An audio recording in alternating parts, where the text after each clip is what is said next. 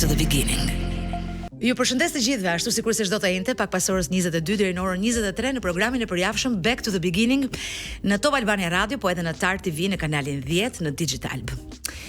Historia jon ka nisur plot 10 vite më parë, në vitin 2016, në tentativën time për të plotësuar një ëndër të vjetër të rinisë së hershme, për të realizuar një koncert në lidhje me muzikën rock të viteve 90 me lëvizjen muzikore moderne të viteve 90 në Shqipëri, doja të bëja një koncert. E dëshira ishte shumë e madhe.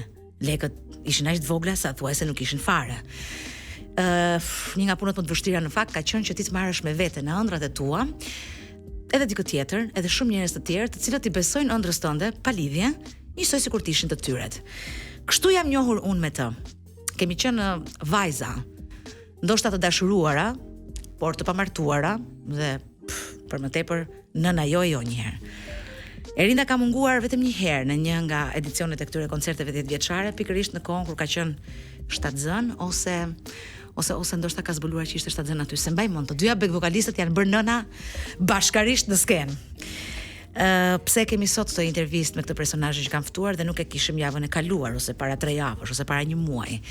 Se në fakt ajo vjen tani me një status tjetër.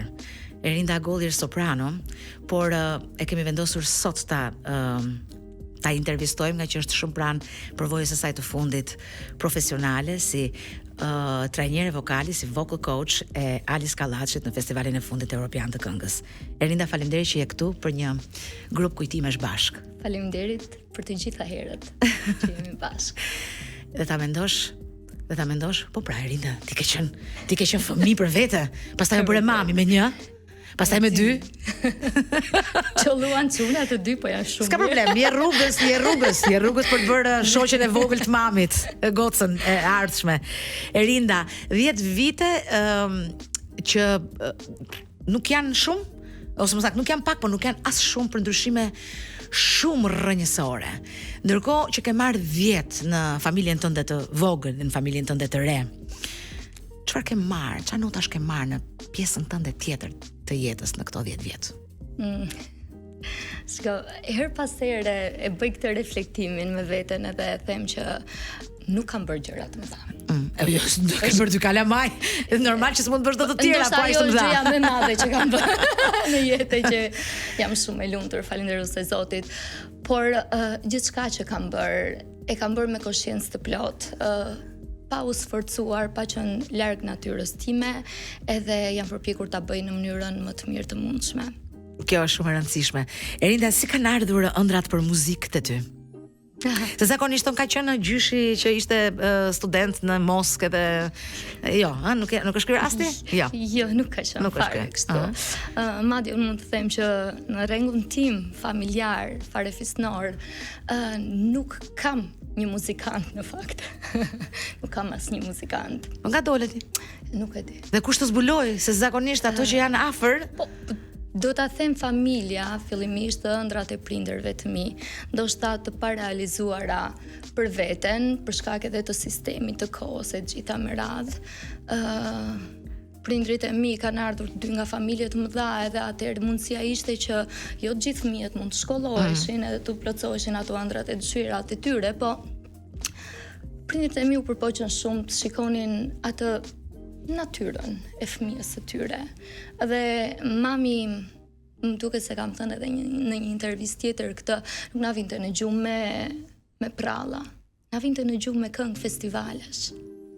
Dhe në këtë lloj forme filloi edhe rrugtimi im aty nga ato mbrëmjet para gjumit, duke kënduar me mamin që në moshën 3 vjeç.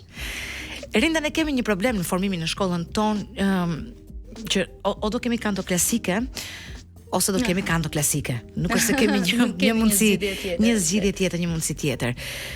Po ndërkohë fusha e veprimtarisë së kantos klasike pastaj është më e minimizuar se sa muzika e lehtë ose muzika moderne, nëse mund ta quajmë kështu. Çfarë pishmanesh ke nga kjo skena e madhe e muzikës lirike? Sepse ndërkohë ti ke kënduar, vazhdon këndon, punon në mjediset e argëtimit, merresh me të rinj, nuk është se je jashtë kësaj fushë, po ndoshta kjo skena me ndriçimin teatral, me këto fustane rrezëllice, të Aidës, të Toskës e të tjera me radhë.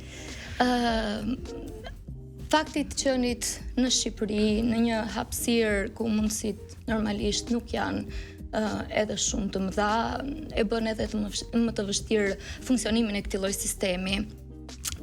Normalisht një formim bazuar mbi procesin teknik të muzikës lirike në një farë forme duket sikur të kufizon, por që në fakt nuk të kufizon, sepse procesi i punës mbi vokalin edhe mbi formimin e përgjithshëm nuk të lë në deficite në aspektin teknik të themi. Pra ti mëson teknikat të kënduarit të cilat pothuajse funksionojnë një lloj si në muzikën lirike, ashtu edhe në muzikën e lehtë që quajmë ne. Që kushdo që ka dëshirë, ka vullnet, e gjen veten të gatshëm për të punuar edhe për të ofruar, besoj që i gjen mundësitë. Njësoj si që kam gjetë edhe unë, që unë ndjem me fat nga ana tjetër që pedagogjia ka qenë një nga ato drejtimet që unë realisht e kam dashur që më herët, edhe që tani ke dashur të japësh çfarë di. Ke dashur ta japësh çfarë di. Realisht. Edhe bëj me shumë pasion sot edhe kësaj dite, edhe marr benefitet, ndoshta edhe më shumë se sa në ato momente të qenit vet në skenë. E mbaron skenën e parë ti vet? Cila ka qenë? Skenën e parë, po, ka qenë tek Teatri Kukullave Zinzi Filo në Bradec, ku unë kam kënduar një këngë Ngjyrat e Ylberit, janë ngjyrat e Ylberit. Ai ka qenë momenti i parë që unë jam gjithë në skenë dhe kam kap mikrofon.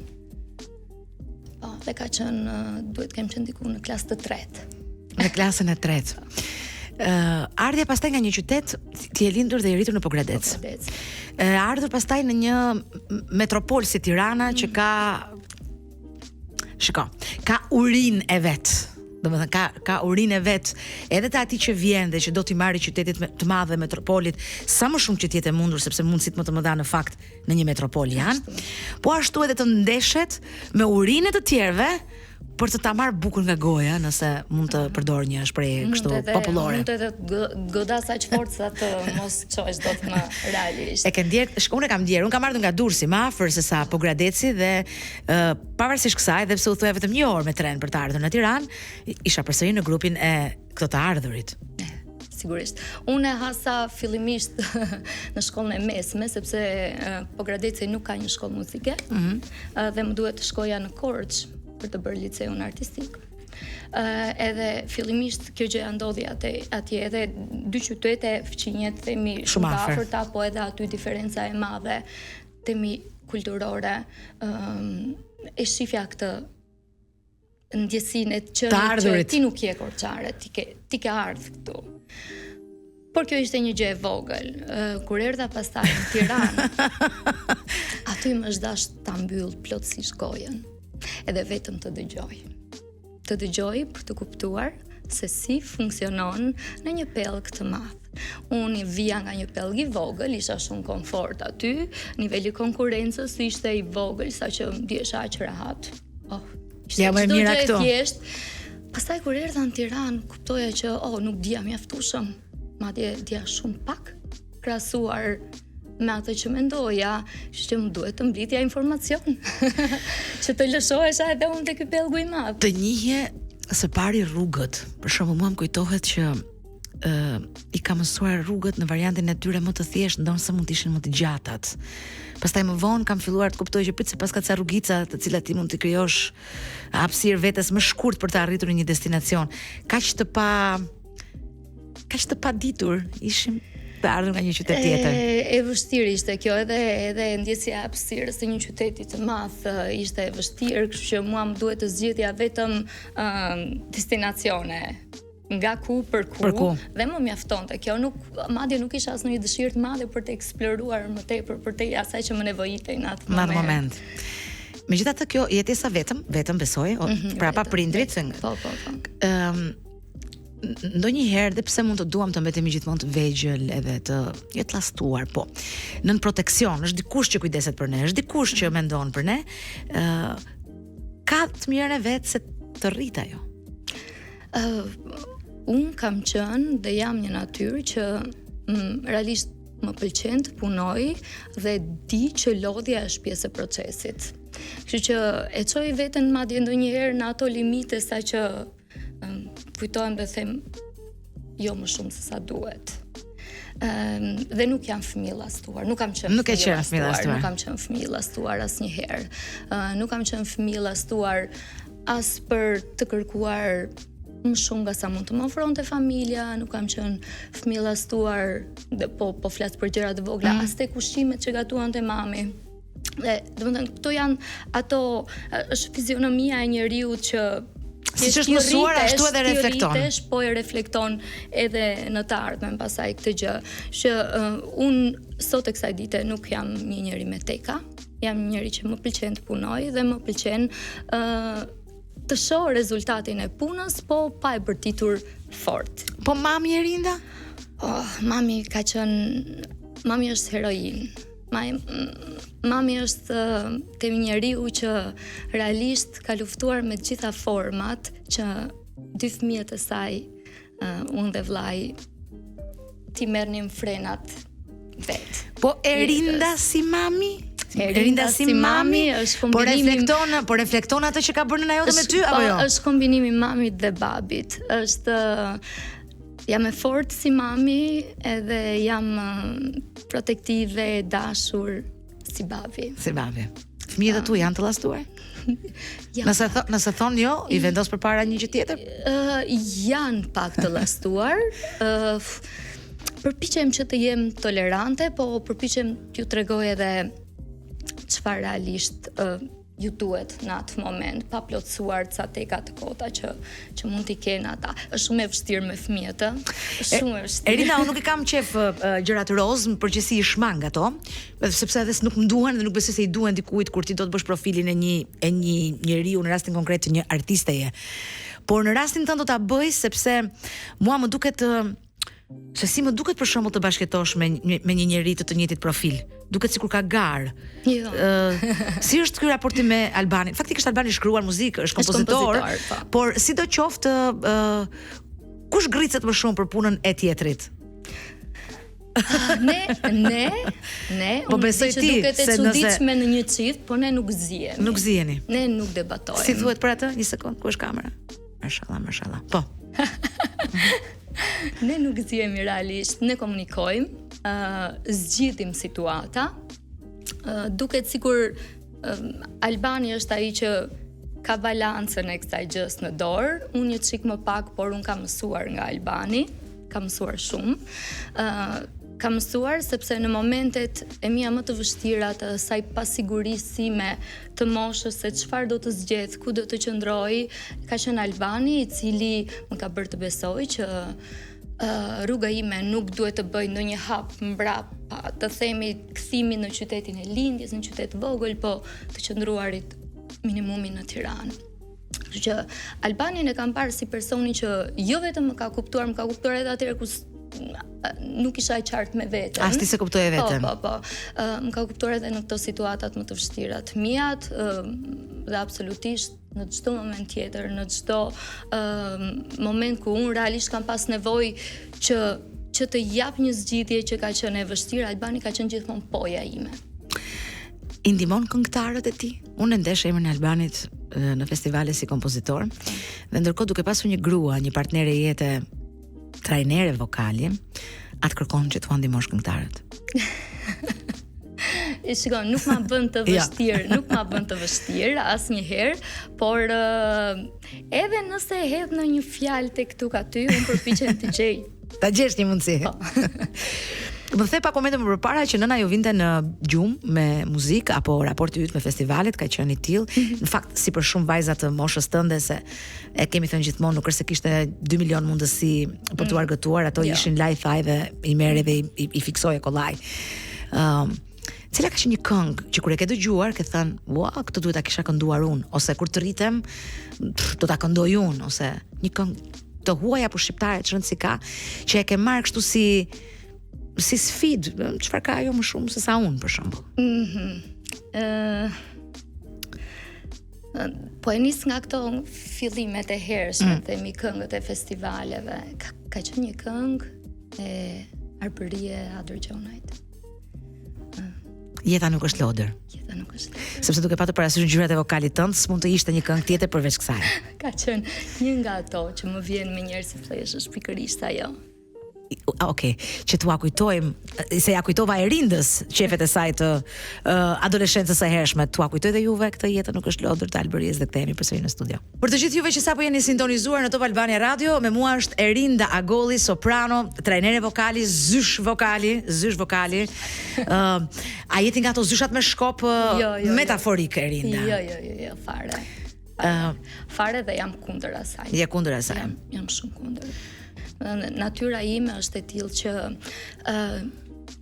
t'u jap të gjithë atyre që kam përballë në procesin e punës kohën e nevojshme për të reflektuar mbi këtë procesin të cilin ne jemi, që është një nga elementet e domosdoshëm. Erinda ti trajton dhe trajnon në të njëjtën kohë vokale të ndryshme të moshave të ndryshme.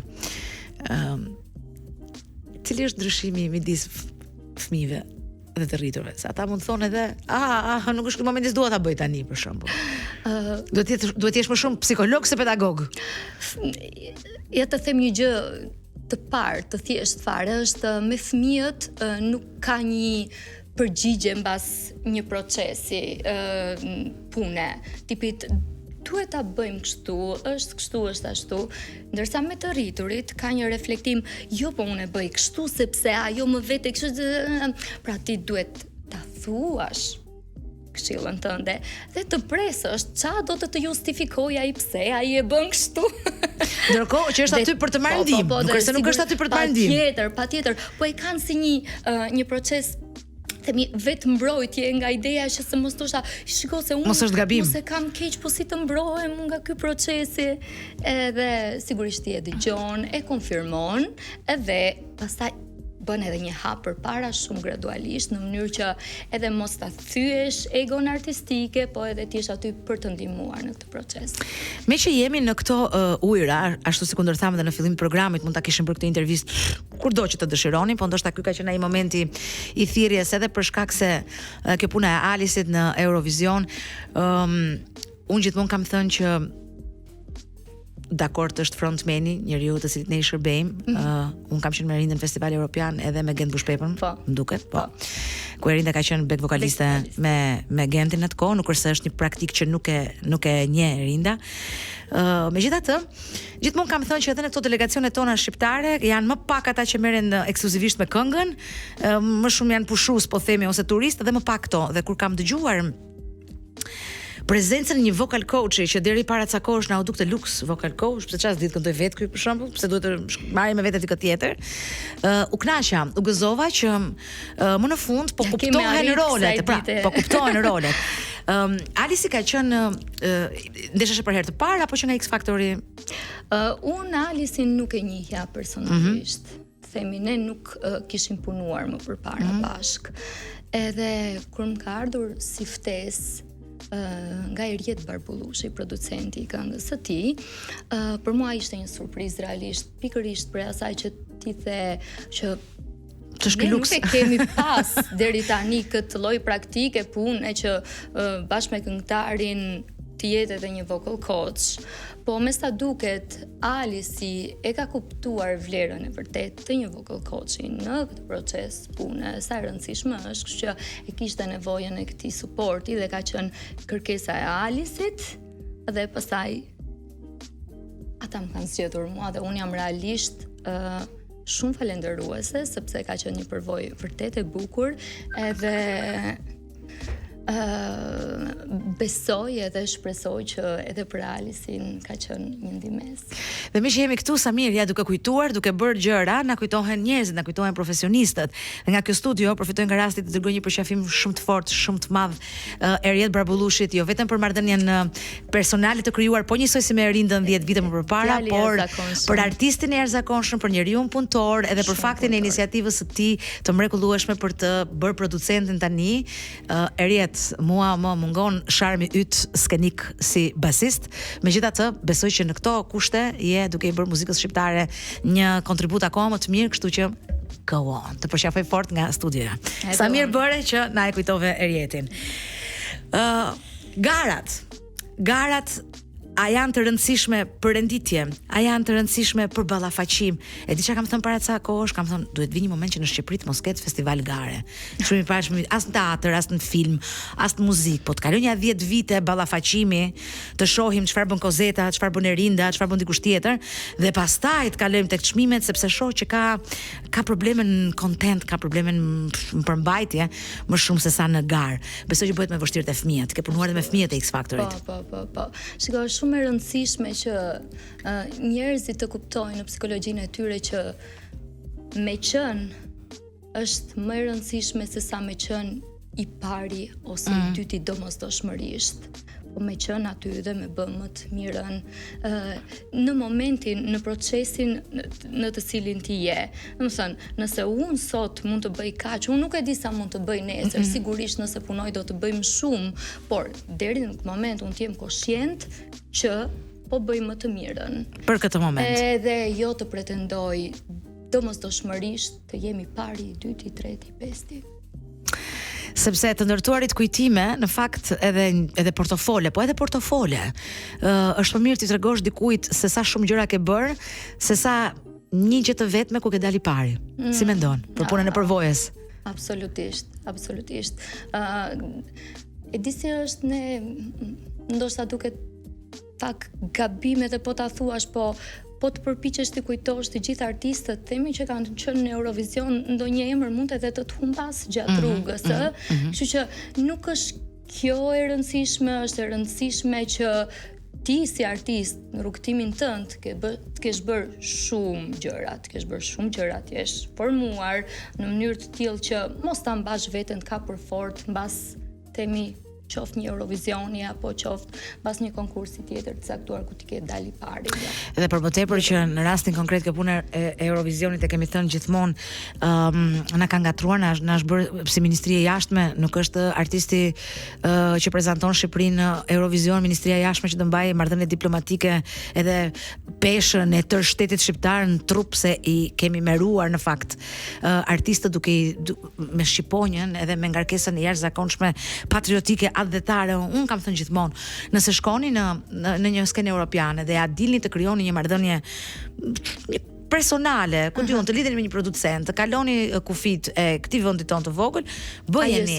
Po ne kemi shumë problem këtë që është Shqipëria, pastaj është artisti. Jo, është artisti. Pastaj është dhe Shqipëria që e çon këtë artistin atje. Të paktën unë këtë shoh edhe nga shtetet e tjera, e shoh si fest.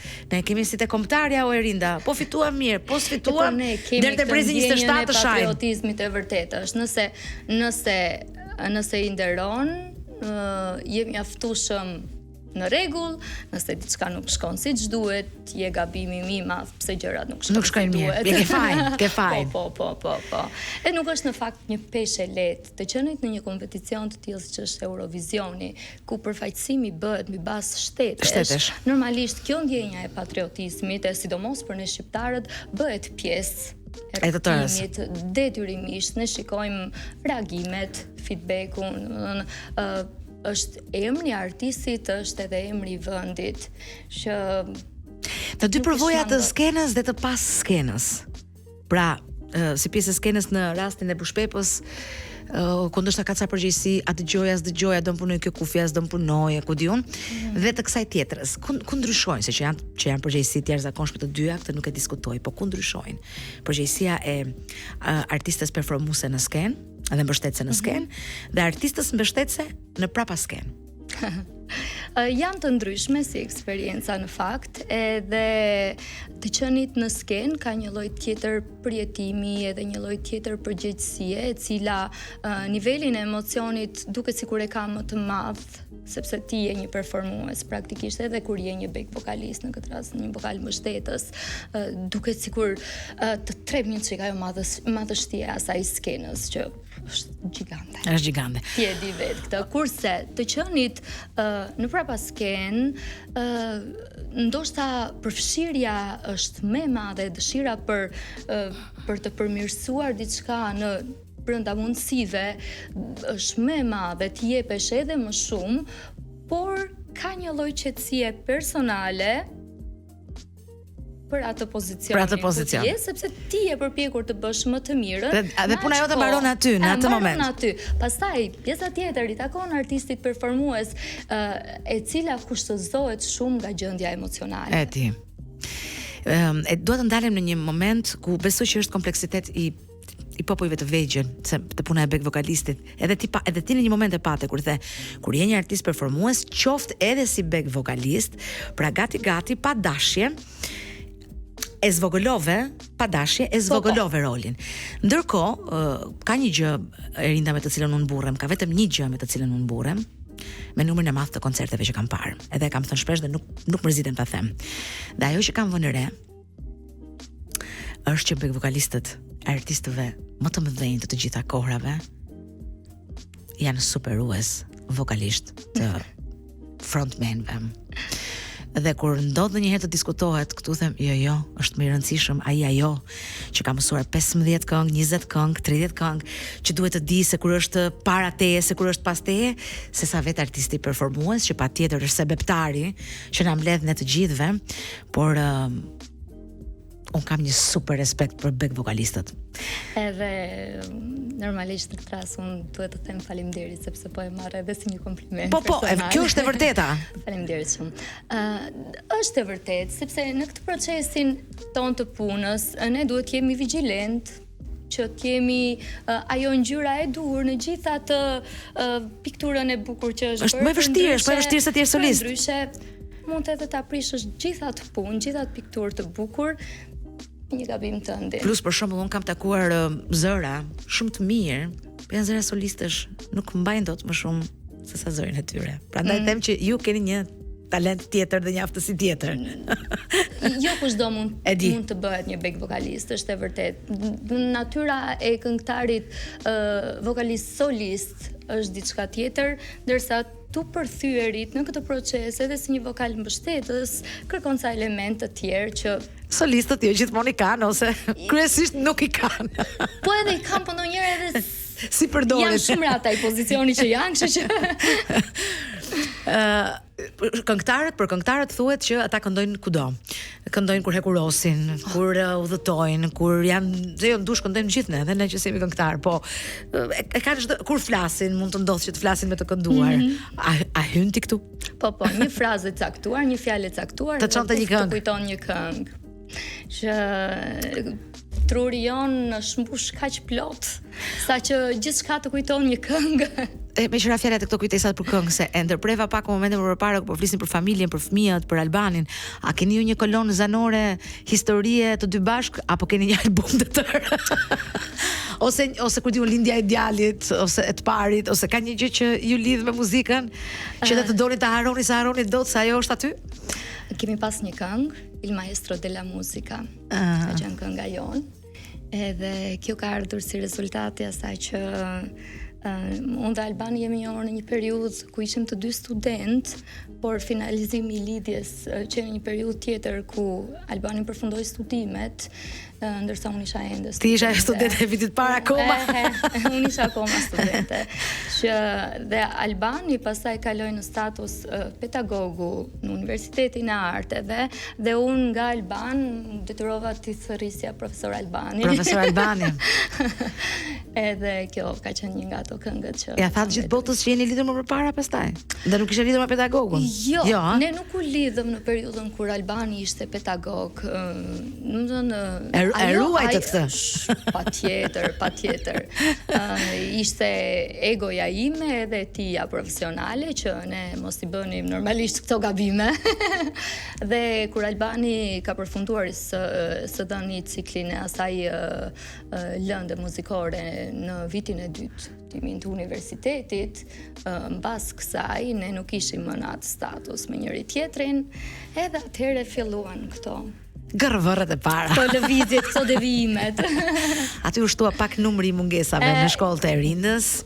Albani më thotë që ti ke qenë një studente shumë e mirë, unë prandaj të kam pëlqyer, kështu thot ai. Shiko, është burrat po edhe gratë e shohin njëri tjetrin me këtë sy se nëse do jenë ku diun do ndajnë fëmijët pra dhe do dinë shumë mirë se kush do bëj çfarë. Vërtet. Kështu që a thot kjo mami që kujdeset kaq shumë për studimet e veta, nëse do jem unë i rahatuar dhe më i lirë dhe do kujdeset ajo për edukimin e fëmijëve. Janë këto instinktet biologjike që na thrasin gjithë po. Il maestro della musica. Alban, për ty e kemi këtë. A kthe në studio il maestro della musica dhe ne e vijojmë bisedën me Erindën në këtë kthimin pas në kohë. A të ndodh të kthehesh pas në kohë apo s'ke kohë të kthehesh në kohë? Kthehem në kohë sa herë dua që të falenderoj Zotin për gjithçka të mirë që më vjen. Kthehem në kohë për të kujtuar ku kam qenë dhe ku jam. Më besoj është e rëndësishme për gjithë secilin prej nesh. Sa e rëndësishëm është besimi se po kuptoj që është e lidhur ngushtësisht me jetën tënde me të krijohet ideja që jo çdo gjë ndodh rastësisht. Në asnjë gjë nuk ndodh rastësisht. Duket sikur për ata që mund ta quash universi, mund ta quash Zoti, mund e quaj Zoti. Zoti sjell gjërat në mënyrë të tillë që të bëhen fakte. Pra ai mund të ketë shkruar diçka për ne, po ti duhet ta gjemosh pak edhe vet. Ti duhet të jesh gjithmonë gati. Të kapësh çastin.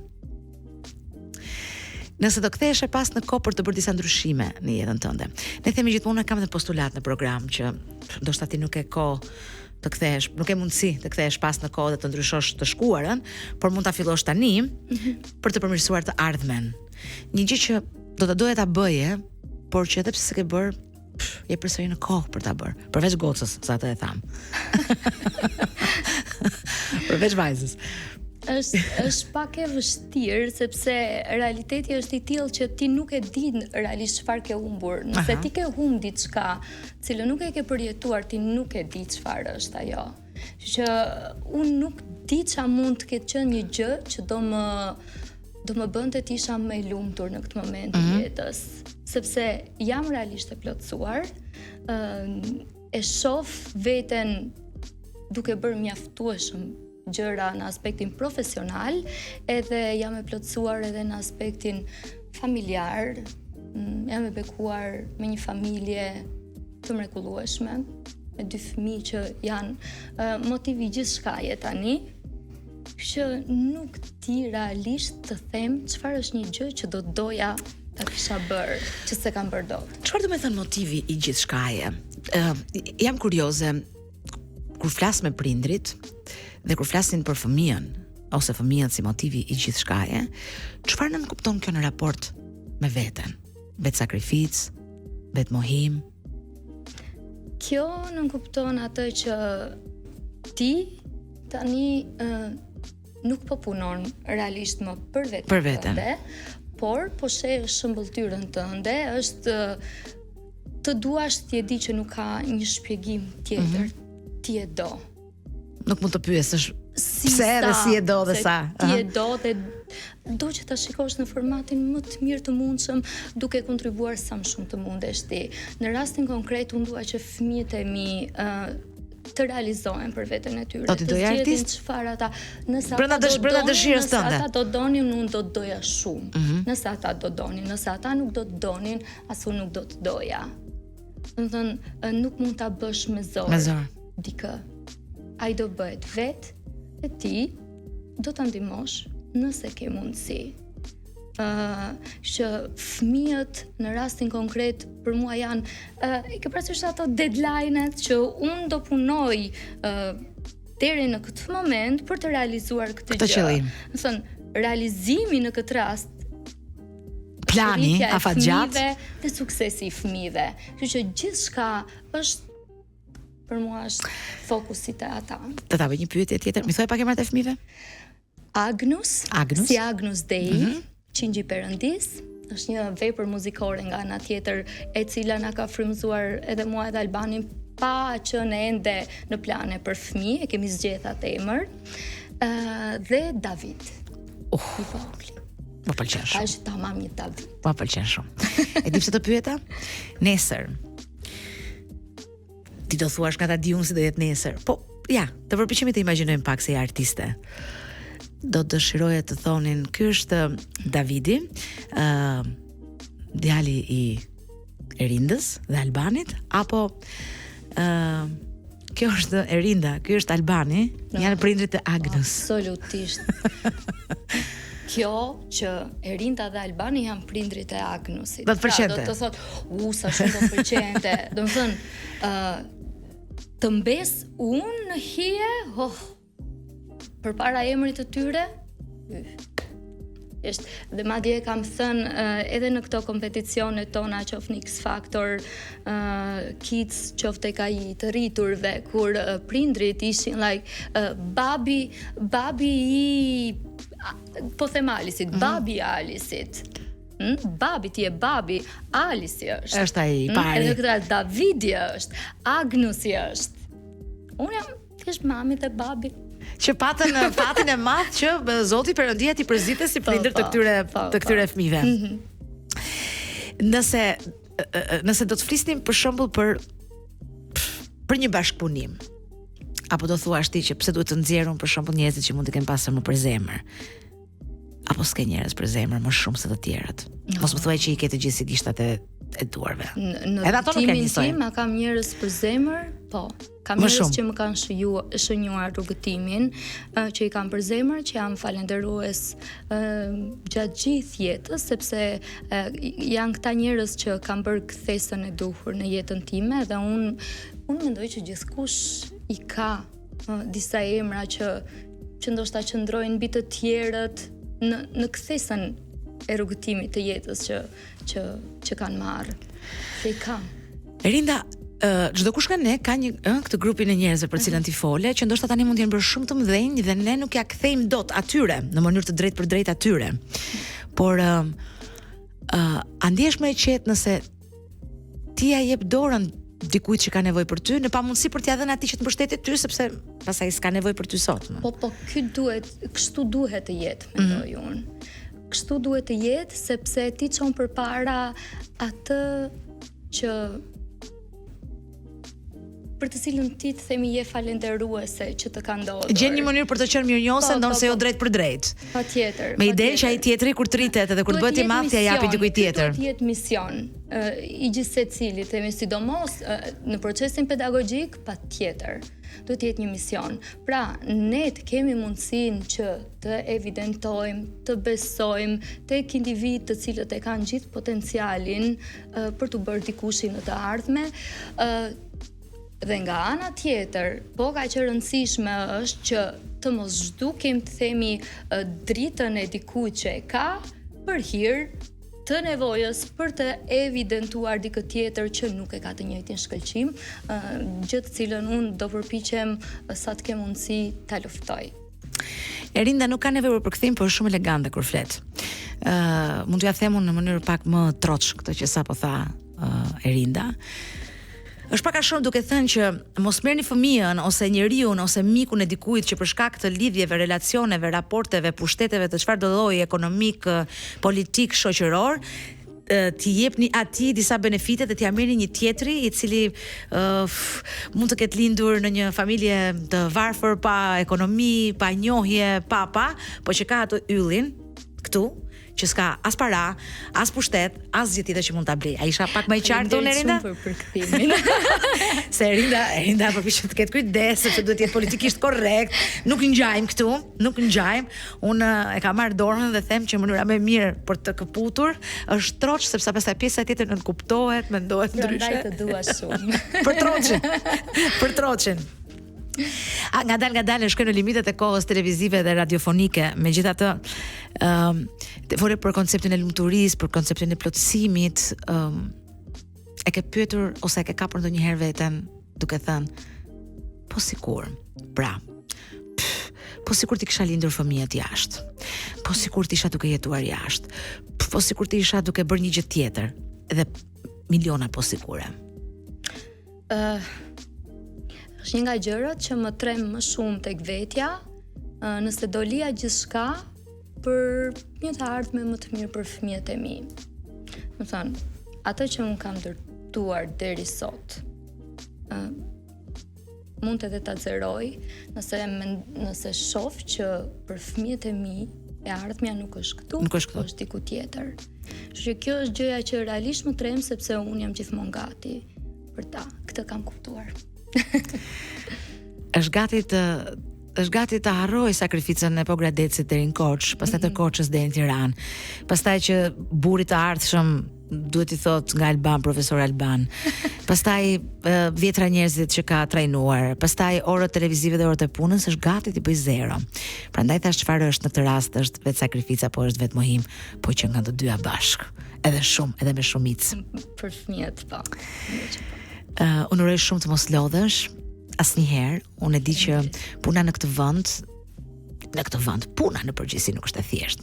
Se po të ishte e thjeshtë do ta bënin të gjithë. Nuk do kishim dembel në qarkullim. Po nuk është e thjeshtë. Po fati im në këtë rast, Gozeta, është që unë nuk i trembem punës, edhe gjithmonë kam pasur besimin që puna asnjëherë nuk mbet në hije, gjithmonë e gjen formën për të dalë aty ku duhet. Tani para se ti unë, ka futur mik që të morën vocal coach në Eurovision? Jo, Erieti, ai është trumbullari i gjithave. Unë u habita kaq shumë, jeni të sigurt që jam unë ajo? Jam unë. Jo, ti mirë ke se mund të shkoj për shembull ndonjë rrupa qepos me statusin vocal coach sepse thjesht duhet të jetë atje.